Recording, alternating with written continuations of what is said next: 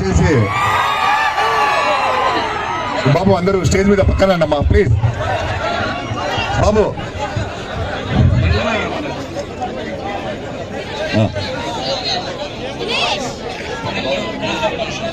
ఏం జనాలే.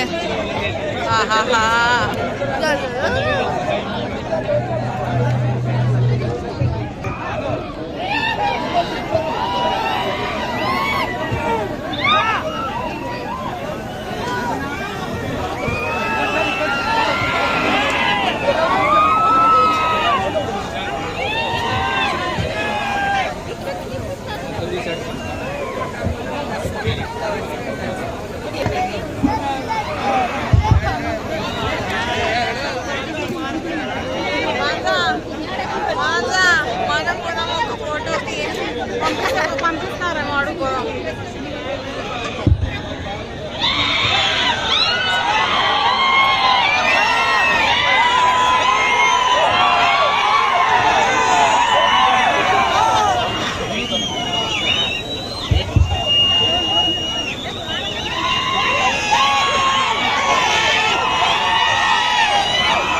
ముందుగా అందరికీ సంక్రాంతి శుభాకాంక్షలు తెలియజేసుకుంటున్నాను.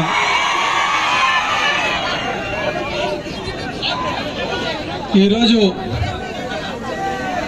నారాయణపురం గ్రామంలో ఏర్పాటు చేసినటువంటి ఈ ఎడ్ల బండలాగుడు ప్రోగ్రాంకి, అదే రకంగా హార్స్ రైడింగ్ ప్రోగ్రాంకి విచ్చేసినటువంటి వేదిక మీద ఉన్న పెద్దలకు, అదే రకంగా మాకు ఇంత ఘన స్వాగతం పలికినటువంటి నారాయణపురం గ్రామ యువకులకు, వైఎస్ఆర్ కాంగ్రెస్ పార్టీ నాయకులకు, కార్యకర్తలకు అందరికీ కూడా నా హృదయపూర్వక నమస్కారాలు తెలియజేసుకుంటున్నాను.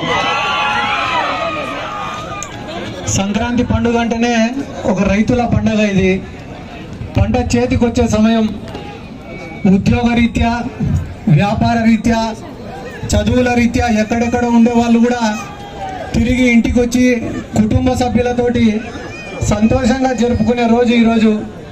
అటువంటిది ప్రతి ఏటా ఈ గ్రామ ప్రజల కోసం, ఈ ప్రాంత ప్రజల కోసం ఎంతో ప్రతిష్టాత్మకంగా మదన్ మోహన్ రెడ్డి గారు, ఆయన టీం ఇంత ఖర్చు చేసి ఈ కార్యక్రమం చేస్తున్నందుకు మనస్ఫూర్తిగా వాళ్ళని నేను అభినందిస్తున్నా.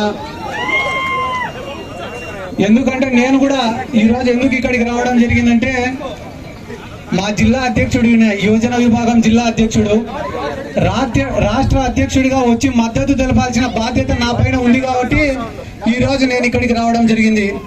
ప్రతి గ్రామము, ప్రతి నియోజకవర్గము ఈరోజు తిరగడం మొదలు పెట్టాం. ఎందుకంటే ఇంకా ఎన్నికలకు కేవలం 2 నెలలు మాత్రమే టైం ఉంది.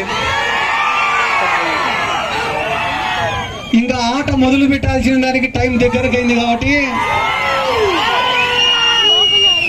ఈ రోజు నుంచి ఖచ్చితంగా గడప గడప తిరుగుతా, ఊరు తిరుగుతా, మండలం తిరుగుతా, నియోజకవర్గం తిరుగుతా, రాష్ట్రం మొత్తం తిరుగుతా, జెండా కట్టి జనంలోకి పోతా. ఎందుకు ఈ మాట చెప్తున్నానంటే, ఈరోజు జగన్మోహన్ రెడ్డి ఒక్కడు ఒకవైపు, రాష్ట్రంలో ఉండే అన్ని పార్టీలు ఒకవైపు. జగన్మోహన్ రెడ్డి గారికి మద్దతు కూడా కట్టడానికి రాష్ట్రంలో ఉండే యువకులందరినీ కూడా కలుస్తా ఈ రోజు నుంచి. జగన్మోహన్ రెడ్డి గారు చేసిన మంచి గురించి చెప్తా, చంద్రబాబు నాయుడు చేసిన మోసాల గురించి ప్రజలకు వివరిస్తా,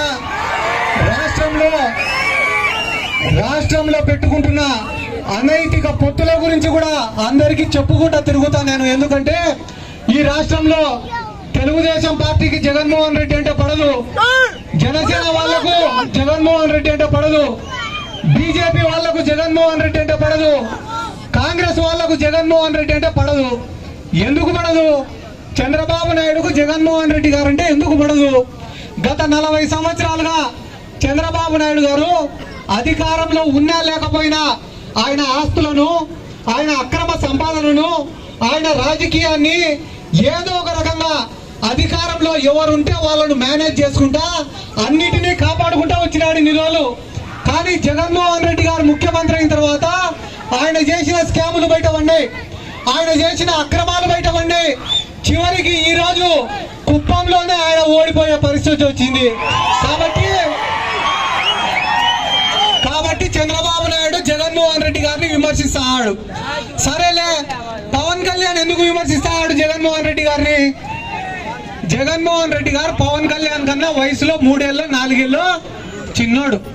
అరే నాకన్నా చిన్నోడు ఈ రోజు రాష్ట్రంలో దేశంలో ఇంత పెద్ద ఎత్తుకు ఎదిగిపోయినాడే, నేనేమో కనీసం ఎమ్మెల్యేగా కూడా గెలిచలేకపోతానని,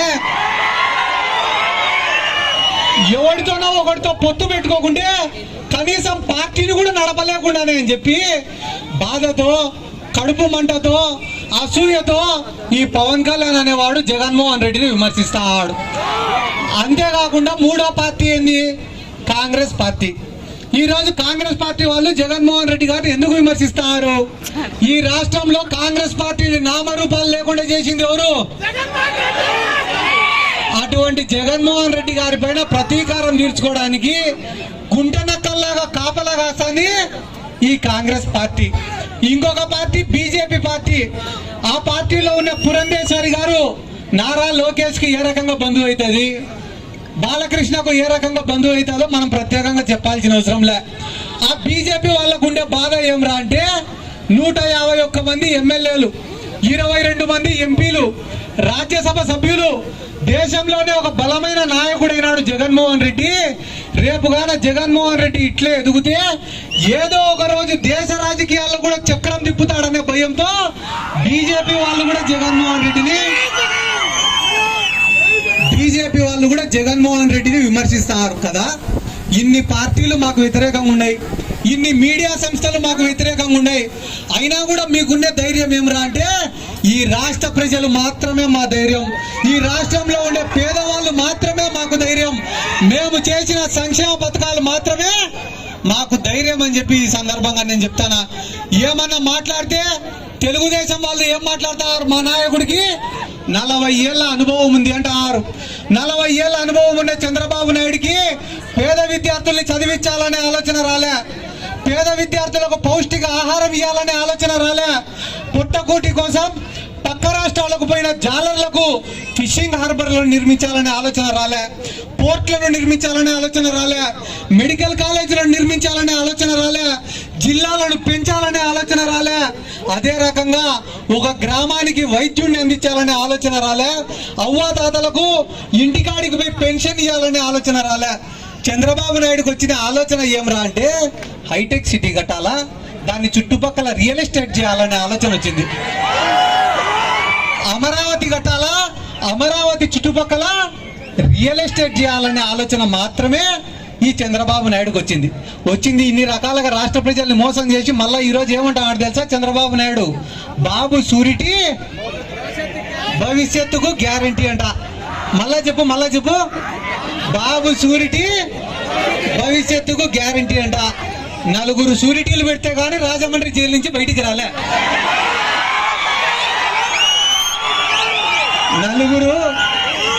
4 సూరిటీలు పెడితే గానీ రాజమండ్రి జైలు నుంచి బయటికి రానోడికి ఈ రాష్ట్ర ప్రజలకు గ్యారంటీ ఇస్తాడంట ఈ చంద్రబాబు నాయుడు. ఒక కుటుంబానికి ఆపదొస్తేనో, ఇంట్లో తండ్రికి ఆపదొస్తేనో, తల్లికి ఆపదొస్తేనో, చెల్లికి ఆపదొస్తేనో మనం ఏం చేస్తాం? ప్రాణం అడ్డం పెట్టి పోరాడతాం, అంతేనా? చంద్రబాబు నాయుడిని అరెస్ట్ చేస్తే నారా లోకేష్ ఢిల్లీకి పోయినాడు. ఎందుకు పోయినావు లోకేష్ నువ్వు ఢిల్లీకి అంటే లాయర్లతో మాట్లాడేదానికి పోయినాడంట. ఒకరోజు చంద్రబాబు నాయుడు కాడికి పోయి అడిగినాడట నా లోకేష్, డాడీ వీళ్ళు ఎవరు నీకు బెయిల్ తేలేకున్నారు కానీ నీ తరఫున నేనే వాదిస్తా డాడీ అన్నాడంట. ఒరే ఎంత పనికిమాలిన లాయర్ వాదించినా కూడా 1 నెలకు బయటికి వస్తారా? నువ్వు వాదించినావంటే ఈ జన్మకు రానరా నేను బయటికి అన్నాడ.